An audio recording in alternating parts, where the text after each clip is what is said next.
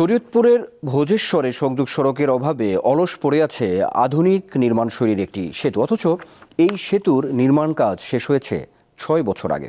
যাতায়াত ও কৃষিপণ্য পরিবহনে ভোগান্তি পোহাতে হচ্ছে স্থানীয়দের। শরীয়তপুরে ভোজেশ্বরের সাথে জবসা সংযোগ স্থাপনে ২০১৬ সালে ব্রিজ নির্মাণের কাজ শুরু করে স্থানীয় সরকার প্রকৌশল অধিদপ্তর। ২০১৮ সালে ব্রিজের নির্মাণ কাজ শেষ হলেও সংযোগ সড়ক নির্মাণ না করেই চলে যায় ঠিকাদারি প্রতিষ্ঠানটি। এরপর ২০১৯ সালে ১৩ কোটি ২১ লাখ টাকায় নতুন করে সংযোগ সড়ক নির্মাণ কাজ শুরু করে এলজিইডি।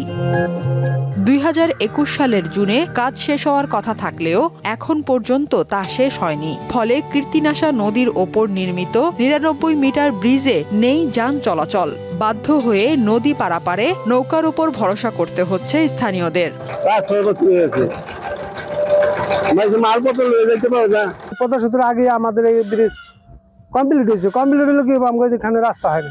আমাদের জায়গাও দিছি রাস্তার জন্য, কিন্তু তাতে কোনো কাজ হয়নি। মানুষ সহজে চলাচল করতে পারে না, আর বৃষ্টির সময় তো এখান দিয়ে চলাচল করা অসম্ভব। স্থানীয় সরকার প্রকৌশল অধিদপ্তর বলছে, ভূমি জটিলতায় সংযোগ সড়ক নির্মাণ সম্ভব হচ্ছে না। কিছু স্থাপনা থাকায় সেটা প্রশাসন থেকে অপসারণ করতে পারে নাই, না করার কারণে ঠিকাদার কাজ না করতে অনীহা প্রকাশ করে।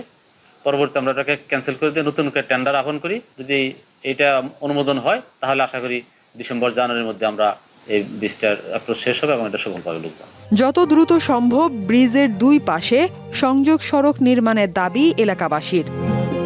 দীপ্ত বার্তা কক্ষ।